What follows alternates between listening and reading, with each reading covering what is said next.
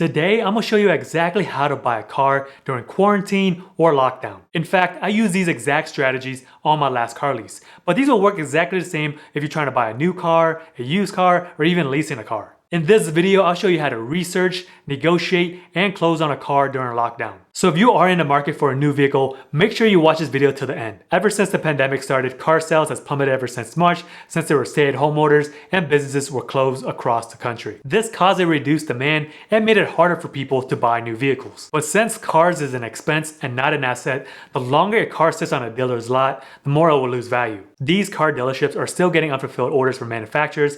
They are still getting shipments of cars, but there is a large wholesale supply in the market. So when supply outmeets the demand, this is where it becomes a buyer's market. So you can find great deals on new cars, used cars, and also leases right now. So as businesses are continuing to open up, there are plenty of dealerships around the country that are open by appointment only. In other states where governors have issued stay-at-home orders, dealer showrooms may have been closed, but you're still able to buy a vehicle through the internet and get it delivered. So just double check with your local state rules to see if it's legal to buy a vehicle yet. Many manufacturers including General Motors, Ford, Fiat Chrysler, they are offering 0% financing for 7 years. Another example is that Honda and Toyota is offering deferred payments up to 3 months. And also depending on your occupation, if you're a first responder or a healthcare worker, you may be eligible for more cash incentives. Of course, just like purchasing or leasing any type of vehicle, you need to have proof of good credit.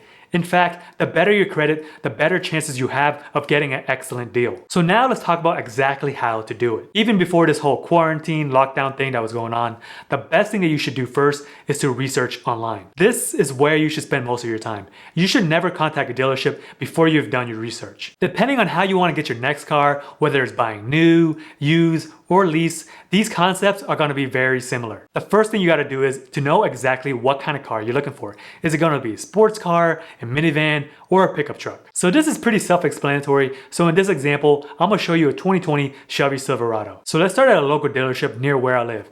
The MSRP of this vehicle is roughly around $30,000. So with what's advertised, there's going to be a factory rebates of $5,500 and $4,500 in consumer cash. So essentially, the net cost will be around $23,000. For some reason, I'm not really sure why they put $23,000 because the $5,500 rebate plus the $4,500 consumer cash is almost about $10,000 off of the MSRP. So that's roughly around 33% off. So I'm not really sure what this number entails, but I'm pretty sure there is some dealership magic that's going on here. This is just looking at one dealership. It is wise of you to research a bunch of local dealerships just to get a better estimate, because car pricing will vary from dealership to dealership and regions inside the state. So now you have an understanding of what car dealerships are offering. Your next best step is to find out what others are paying. So to do this, you can check out websites like TrueCar.com or check out car forums such as Edmunds or Lease if you're looking for a lease. Because if you truly want a great price on a vehicle, you got to understand what others are paying. It's going to be so much easier to replicate a deal that's already been done since these numbers are more realistic rather than just estimations. If I were you, I would make sure to check car forums during my research process. The main reason why you want to do this is because if others are buying a Silverado pickup for $26,000, it's going to be very unlikely for you to get this vehicle for $20,000. So I'm going to show you a little price chart that I found on TrueCar. It seems like to get an excellent price on this vehicle is going to be under $21,500.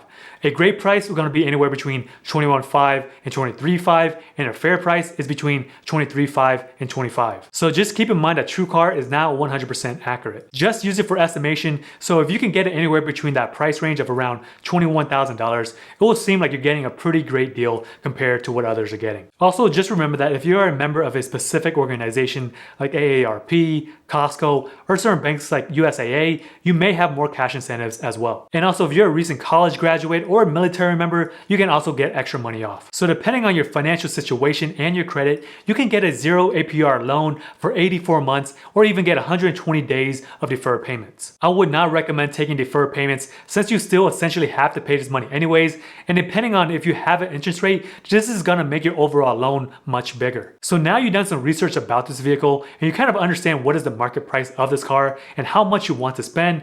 Now this is where it gets into the fun part, the negotiation. So before you even say a word, send a text or an email, you need to do an in-depth self-analysis. You need to know what's your current credit report, how much debt that you currently have, and what is your current financial standing. Depending on how you want to get the car, either with a car loan, a lease, or cash, you need to make sure that you can handle these expenses. To determine if you're able to get an auto loan or lease, they look into your credit, your debt to income ratio, and other multiple factors that determine your eligibility to get the best rate. So if your credit score is not doing too hot or you're currently unemployed, trying to get a new vehicle is going to be that much more difficult to get the car or get a great deal. So the better your finances and your credit score, the more likely you will have the best options. Alright, so depending on your personality and your communication skills, negotiation can be very difficult, especially when you're negotiating in person at a car dealership, because that's a whole different playing field. That's why I always recommend negotiating deals and pricing through the phone or through email. Preferably, I do email just because there is some latency there and you have time to think about your next move. Just a reminder though, as soon as you email, they're going to try to get you on the phone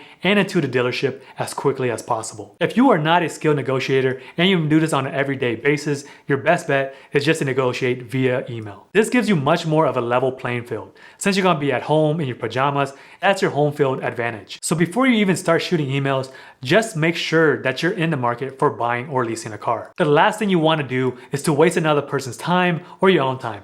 Just only do this if you're serious. First and foremost, be respectable and kind. Just because you're in a financial position to buy a new vehicle, a lot of car salesmen, they have taken a big hit in their wages and commissions. These are people too, and they need to make a living. You want to get the best price, and they want to sell at the price that works for them too, so they can also feed their family. Because the worst thing you can do is to be a complete jerk, because people are more willing to work with you if you are calm and respectful. So in the first email, I typically introduce myself. I'm telling them that I'm looking for the specific car. Make sure you include the stock number or the vehicle number so they can't identify if they have this car. Also in the email, I'll tell them that I'm messaging a bunch of different dealerships within the area, so whoever can give me the best price, I'm willing to sign today. This will give the car salesman a time restraint, so they're more likely to give you a better price first time around, since you will probably have options. It is up to you if you want to throw in a price for the first message. I usually throw in a price after they said something, but in the case of this vehicle, I'll probably shoot for an offer around $20,500. Just keep in mind that this is a lowball offer. The thing about lowball offers is that you want to make it low enough, but it doesn't sound too unreasonable. Because if you say you want to buy this 2020 Chevrolet Silverado for $15,000, nobody's going to take you seriously and they're going to take it as disrespect. So negotiation is all about push and pull, yin and yang. So most likely they will come back with a counter offer. So this is where you can give your counter offer and you can show them the facts that you found online, different type of websites, and the pricing from other dealerships. So this gives you some more leverage for your negotiation. So typically for a car dealership to give you a quick estimate, they don't need to run your credit history. But do keep in mind that it won't be accurate just due to the fact that they do need to run your credit history to give you the most accurate price. Another thing about pricing is that it's in your best interest to ask about the out-the-door price. So the out-the-door price includes taxes, registration, and other miscellaneous fees. This is the best way to not have any surprises if you do decide to buy the car. This is a much better way of knowing exactly what you're getting yourself into before you meet up with the individual at the dealership or signing any paperwork. So once you agreed on a price, you will then discuss to somebody in financing. Remember, this is the last level master. They will try to upsell you on a bunch of different add-on packages, such as exterior protection or a clear coat protection. You don't know how many times I've seen a person get a great deal on negotiating the price of the car, but they end up getting screwed because they decide to add on a bunch of useless add-ons. So I recommend if you were to buy or lease a new vehicle, try to get a bunch of estimates within a short time frame. I typically blast a bunch of emails or calls in the same day so I can get the best price comparison. This is the best way to reduce the negative effects of running hard credit pulls on your credit. If you were trying to buy a vehicle and ask for quotes every single month, you will most likely see a bigger drop in your credit score. But if you were to do it all in one credit report period, this will have less of a negative impact. So once you find a dealership that you can agree on the terms and the pricing of the vehicle, so depending on how your dealership conducts business, there are a few ways that you can get the car. For instance, you can set up an appointment with them so you can come in at a certain time to test drive the car before you finalize the paperwork. Or you can sign all the required documents via electronic signature like DocuSign, and you can get the car delivered. But if you are going into a car dealership that requires face-to-face interaction, I recommend bringing your own mask and bringing your own pen so you can sign all the paperwork. Today I went over the complete process of how to buy a car during quarantine. I also went over a background of why buying a car right now you can get a great price, how to research a vehicle, and how you can negotiate the best price. Let me know in the comments below if you're planning to buy or lease a new vehicle. If you haven't already, make sure to give this video a like because that really helps support the channel. If you want to hang out with me some more, check out my videos over here.